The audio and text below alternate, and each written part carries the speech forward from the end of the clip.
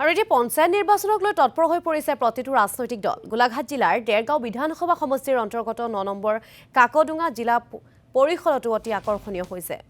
কাকডুঙা জিলা পৰিষদৰ কংগ্ৰেছ প্ৰাৰ্থীগৰাকী বিজেপিৰ সৈতে এঘৰীত যুঁজিবলৈ সাজু হৈ উঠিছে আৰু ইতিমধ্যে নিৰ্বাচনী প্ৰচাৰ আৰম্ভ হৈ গৈছে। আমি আপোনালোকক ইয়া দেখুৱাইছো কিছু দৃশ্য। আৰু ইফালে ৰাজ্য দলৰ গোলাঘাট জিলা সমিতিয়ে কংগ্ৰেছক মুকলি সমৰ্থন জনাই একেলগে নিৰ্বাচনী যুঁজত নামি পৰা দেখা গৈছে কাকডুঙা জিলা পৰিষদৰ সমষ্টিত। গতিকে সমষ্টিত উপস্থিত আছে আমাৰ জ্যেষ্ঠ সাংবাদিক তথা গোলাঘাটৰ ব্যুৰো চিফ মুস্তাক হুছেইন। আমি পোনপটীয়াকৈ মুস্তাক হুছেইনৰ কাষলৈ গৈছো।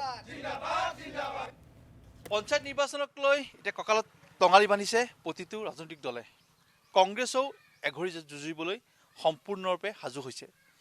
গোলাঘাট জিলাৰ ডেৰগাঁও বিধানসভা সমষ্টিৰ অন্তৰ্গত যি ৯ নং কাকডুঙা জিলা পৰিষদ আছে, তাৰ ৰাজনৈতিক পৰিৱেশটো কেনেকুৱা হ'ব বা তাত নিৰ্বাচনী যুঁজখন কেনেকুৱা হ'ব তাৰ পৰিৱেশটো জানিবলৈ এই মুহূৰ্তত আমি উপস্থিত হৈছোঁহি এই কাকডুঙা জিলা পৰিষদৰ অন্তৰ্গত ৰাংঢালীত। আৰু ইয়াতে যিগৰাকী ৯ নং কাকডুঙা জিলা পৰিষদৰ যিগৰাকী কংগ্ৰেছৰ সদস্য উপেন্দ্ৰ নাথ কথা পাতিবলৈ যত্ন কৰিম আৰু তেওঁলোকৰ সমৰ্থকসকল আছে।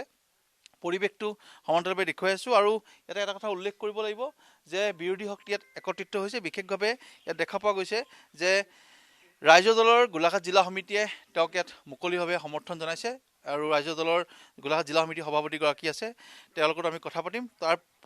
তাৰ পূৰ্বে মই যিগৰাকী ইয়াৰ কেণ্ডিডেট আছে, মূল সদস্য যিগৰাকী জাতীয় জিলা পৰিষদৰ কাকডুঙা জিলা পৰিষদৰ সদস্য উপেন্দ্ৰ নাথ বৰা আছে মোৰ লগত। মই প্ৰথমতে তেওঁক শুভেচ্ছা জনাইছোঁ। আপোনাৰ নিৰ্বাচনী যুঁজখন কেনেকুৱা হ'ব আৰু কি ধৰণে আপুনি যুঁজ দিব?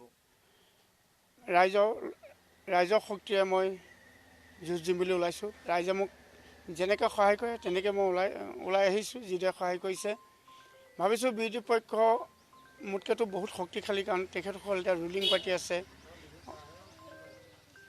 এতিয়া কথাটো হ'ল যে বিজেপি আপুনি কৈছে যে ইয়াত আপোনাৰ মূল যুঁজখন বিজেপিৰ লগত হ'ব, দুজনে আপোনালোকৰ কেণ্ডিডেট। গতিকে মূল কথাটো হ'ল তেওঁলোকৰ এতিয়া যথেষ্ট শক্তি আছে বা তেওঁলোকে ৰুলিং গভৰ্ণমেণ্টখনত আছে। গতিকে আপুনি ভাবিছেনে আপুনি জয়ী হৈ আহিব পাৰিব? মই আশাবাদী, কাৰণ মোৰ লগত ৰাইজখন আছে।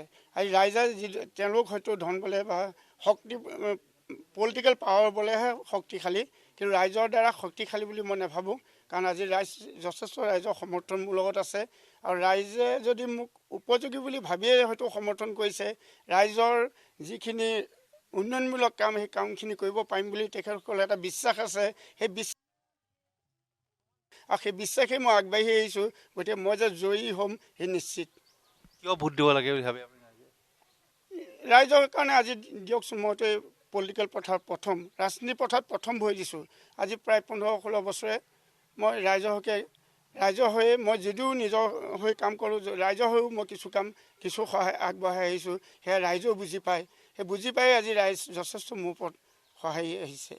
নিশ্চয়কৈ মই ৰাজ্য দলৰ সভাপতি প্ৰবীণ দাস ডাঙৰীয়া আছে, দাদা ইতিমধ্যে আপোনালোকে এক প্ৰকাৰ মুকলিভাৱে সমৰ্থন জনাইছে গোলাঘাট জিলা সমিতিয়ে, কেনেকুৱা হ'ব যুঁজখন? না, আমাৰ যদিও এই ক্ষেত্ৰত মিত্ৰতাৰ ক্ষেত্ৰত আমাৰ অলপ মনোমালিন্য হৈ আছে, আলোচনা আছে, কিন্তু আমি স্থানীয়ভাৱে যিহেতুকে কাকডুঙা জিলা পৰিষদটোত প্ৰতিদ্বন্দ্বিতা কৰিছে এজন আগৰ এজন মন্ত্ৰীৰ পুত্ৰ, বিজেপিৰ এজন লিডাৰ, যিজনে মানে পঞ্চায়তৰ আগৰ সভাপতি আছিলে।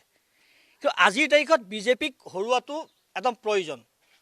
আমি কংগ্ৰেছক ছাপোৰ্ট নকৰোঁ, সেইটো পিছৰ কথা। কিন্তু বিজেপিয়ে কি কৰিলে, গোটেই আমাৰ গ্ৰাম্য অৰ্থনীতিটোৱে থানবান কৰি দিলে। আৰু চাওক, ইয়াত আমাৰ যিবিলাক মানুহে চাহ খেতি কৰি আছিলে, আজি চাহ খেতিয়ককে মাত মতা আমি নেদেখিলোঁ। আমাৰ ইয়াত সাঁচি গছৰ খেতি কৰি আমাৰ চলি থাকে, সাঁচি বেপাৰ কৰি চলি থাকে। আজি সাঁচি গছৰ খেতিয়কৰ, সাঁচি বেপাৰী কোনো ধৰণৰ নিৰাপত্তা নাই। ইয়াতে এখন ট্ৰেড চেণ্টাৰ কিবা খুলিম বুলি আপোনাৰ বিজেপিয়ে ঢাক ঢোল বজালে, হেলিকপ্টাৰ আহিব, আমুক হ'ব তামুক হ'ব, কিন্তু একোডাল নহ'লে ফুটুকাৰ ফেন। আজি চাহ বাগিচাৰ যিসকল শ্ৰমিক, সেই শ্ৰমিকসকলৰ ইমান আজি তাৰিখে এটুপি খোৱা পানীও তেওঁলোকে আজি তাৰিখে হেৰি কৰিব নোৱাৰিলে। মানুহে কৈ থাকে যে আমুক কৰিলোঁ তামুক কৰিলোঁ। এতিয়া আপুনি যদি বৰকাঠানি বাগান এতিয়া যে কিছুমান জেগাত যায়, আজি চাহ শ্ৰমিকৰ যিখিনি নিৰাপত্তা, তেওঁলোকৰ যিখিনি হাজিৰা, তেওঁলোকৰ কোনো ধৰণৰ স্বাস্থ্য, এই দিশত কোনো ধৰণৰ গুৰুত্ব নিদিলে। আৰু মূল্যবৃদ্ধি, আটাইতকৈ ডাঙৰ কথাটো হৈছে মূল্যবৃদ্ধি। এনেকুৱা অত্যাধিক মূল্যবৃদ্ধিৰ ফলত আমাৰ গ্ৰাম্য অৰ্থনীতি কেনেকৈ জুৰুলা হৈ গৈছে। দৰৱৰ দাম জুই চাই দাম হৈ গৈছে, দৰৱ এটা কিনিব নোৱাৰি। আজি আকৌ আগৰ যুগটোলৈ ঘূৰি গৈ মানুহে আমাৰ হেৰি দৰৱ গাঁৱলীয়া দৰৱ খাই থাকিবলগীয়া হৈছে মানে এই যে দৰৱৰ ওপৰত মূল্য বৃদ্ধি বস্তু বাহানি প্ৰত্যেকটোৰ ওপৰত মূল্য বৃদ্ধি আৰু য'তে ত'তে আপুনি কিবা এটা হ'লে আপোনাৰ উৎপাদনমুখী যিবিলাক কাম আজিকালি আপুনি উৎপাদনমুখী কাম কাজ ইয়াত নোহোৱা হ'ল